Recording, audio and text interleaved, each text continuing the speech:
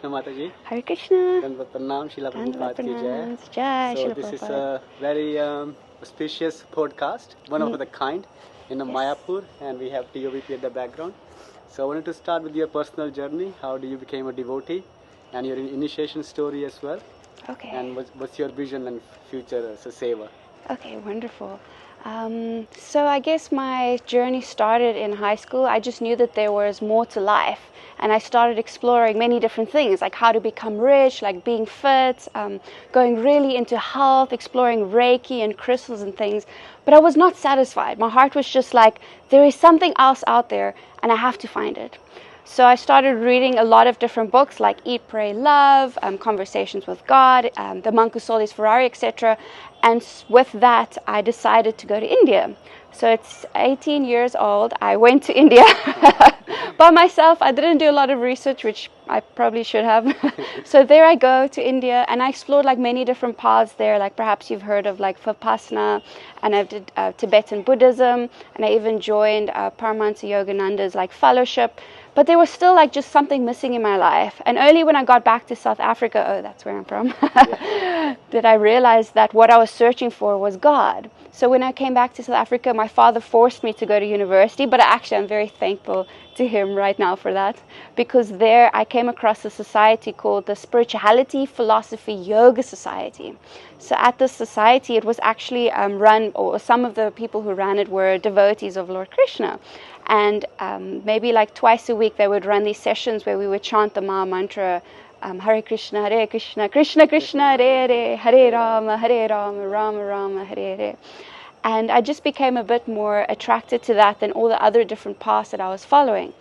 And then this fateful day happened where I was just kind of sitting on my bedroom floor, basically crying. And I was like, how can I go to university when I haven't when I don't have clarity on like one of the most important things in life, and that is, what is my faith, what is my religion, what is my purpose in life, what I should do, And then I felt this divine voice or presence from within that said, when all I know is wrong, that's when I'll know the truth. And my realization with that was when I gave up all these other spiritual paths that I was following, then I was really able to accept Srila Prabhupada's teachings of the Bhagavad Gita, and then I was able to deepen my relationship with Lord Krishna. So I felt very grateful for that moment, because I feel that Srila Prabhupada really presents the Bhagavad Gita in a very authentic way. He actually calls it the Bhagavad Gita as it is. So he gives the Sanskrit words, and then the translation of that, and the transliteration, and then the English translation, and then he gives a purport based on all the Vaishnavacharyas commentaries like over the years, and all of them like they coincide. It's not like one is different from another. So.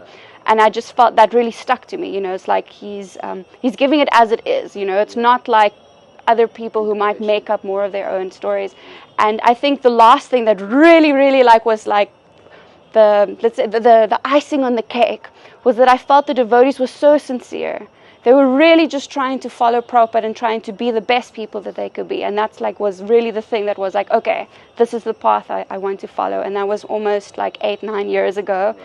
And I'm still here by Mahaprabhu's mercy. I'm here in Mayapur, so I'm happy to still be around all the devotees. What about your initiation story? Yes, so that is such a wonderful story that I love to share with people. So it was during COVID. And I was trying to go to India, but now obviously all the borders are closed, etc. For many months, all the borders were closed. And then all of a sudden they were like, okay, they're going to open the border from South Africa to India. So literally it was open for a week. And in the span of the week, I got my visa and I flew to India. And then it closed. It was literally open for 1 week. So I feel like Krishna opened the border, pushed me out of South Africa, and then closed the border again. Because that's when the Delta wave hit. And then actually when I arrived in India, the officials were looking for all South Africans who had come to India, and I was in Vrindavan at that time. So my one friend actually just said, just stay in your room, don't get don't make a noise or anything. I'm South African, but everything was fine. I didn't have the disease or anything. So anyway, so now I'm in Vrindavan, and Indradyumna Swami was taking around a group of devotees in a very small little van, a van, minibus or whatever. So that's very rare, because my Gurudev has a lot of disciples. So to have a personal relationship with him, or to be with him in such a small group, was just I could never think of that type of mercy, But there I was, So he was taking us around to many different places. So the one place we went to was an old abandoned Gopal temple. So what happened back in the day, maybe like 5,000 years ago, is that the Muslims found out where Gopal deity was being held, but luckily the pujaris found out that the Muslims found out, and they were able to go take Gopal away to a safe place. So he wasn't hurt or anything. But now this temple has been abandoned for so many years, so it's like in ruins. But it's this big, beautiful ruin, and we were like exploring it. So while there, my Gurudev was thinking to himself. He was like, should I initiate her? And as he thought that, a white owl flew past and touched his left shoulder.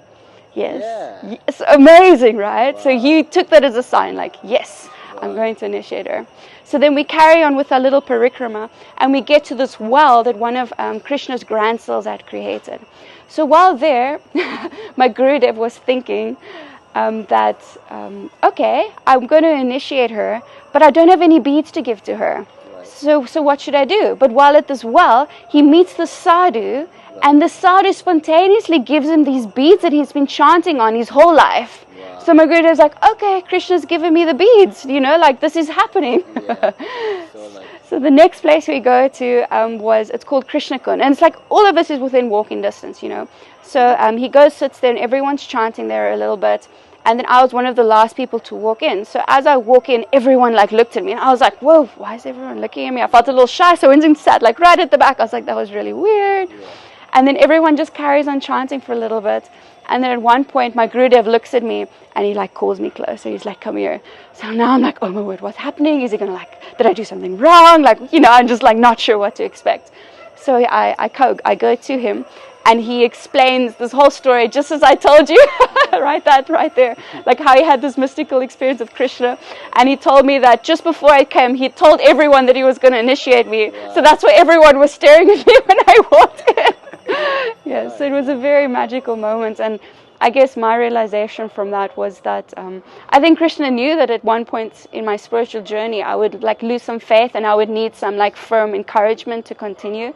And I feel that Krishna just gave me this wonderful story, that would just stay in my heart forever, to give me this full faith that this is my Gurudev, and this is the goal of life, and I will always serve and love Krishna. Yes. What's the vision now for the future? Yes, so I'm in my last year of studying social work, and I've also studied industrial psychology, and I've done a few courses on chaplaincy and grief work, etc. So once I graduate as a social worker, I'll be an internationally recognized social worker.